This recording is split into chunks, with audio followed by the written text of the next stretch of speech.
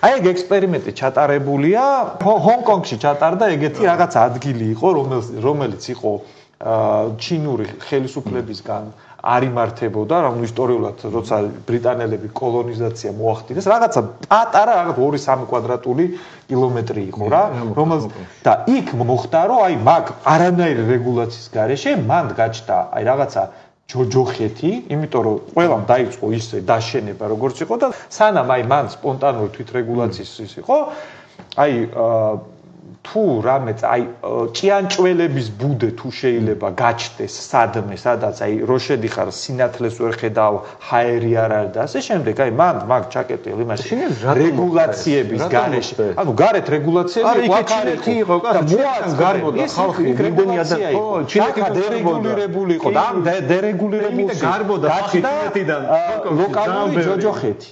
ჯოჯოხეთი კი არ გახდა, ჩინეთიდან გარბოდა, უკან ჩინეთში არ ვნერბრუნდებოდა.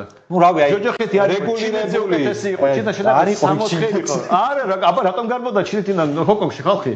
იმიტომ რომ რევოლუცია მოაწყვეს, როცა ჩინეთში დაბრუნებოდა ის. ვისაც ურბანული თემა გაინტერესებთ, აი კონკრეტული მაგალითი დაგუგლეთ, საინტერესო იქნება თქვენ. რატომ ხალხი არ გადადიოდა ცარიელ ჩინეთში, რომელიც ცარიელი ტერიტორიები იყო, რატომ მიდიოდა ჰონკონგში? იმიტომ რომ იქ უკეთესი ცხოვრება იყო და აი პატარა კუნძული გახდა თავისუფლების ჩინეთში, ჰონკონგის სახით და ხალხი იქ წავიდა მილიონობით. ანუ ჩვენ ხო მან იდეოლოგიაზე არ ვამბობ, ჩვენ ვამბობ ურბანული დაგიგმარება, საცხოვრებელი სივრცე როგორი ჩდება, როცა შენ უშვებ ყოველგვარ რეგულაციას, მანდ ნახავ. იყო კაცო, მათთვის უკეთესი იყო, რომ მაგათ ქონდა შესაძლებლობა წასულიყვნენ ცარიელ მინდორში ჩინეთში და ეს ხოლმე იქ არ უნდათ, გაიგე და შენ კიდე უყურებ გეგო დღევანდელი გადმოსახედიდან. დღევანდელი გადმოსახედიდან არა, ისინი გამდიდნენ იქ.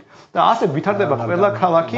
ხო და ეს ქალაქების განვითარდა ვაჭრობით და კეთილსაკუთრებით. ჰონკონგი რა თქვი, უბრალოდ იდეალური მაგალითია, ოღონდ შენ საწინააღმდეგო წამოიგინე კომუნისტური ჯოჯოხეთური ჩინეთი, ხალხს ხოცავენ ამ რეგულაციებით, ამ კომუნიზმის შიმშილით და ინგლისელებმა პატარა კუნძულზე სავით რაღაც პატარა ნაკვეთზე თქვენს რომ აქ თავისუფლება აქვს ინგლისის რაღაც ასლი არის და მილიონობით ადამიანი წავიდა ამ პატარა ადგილას.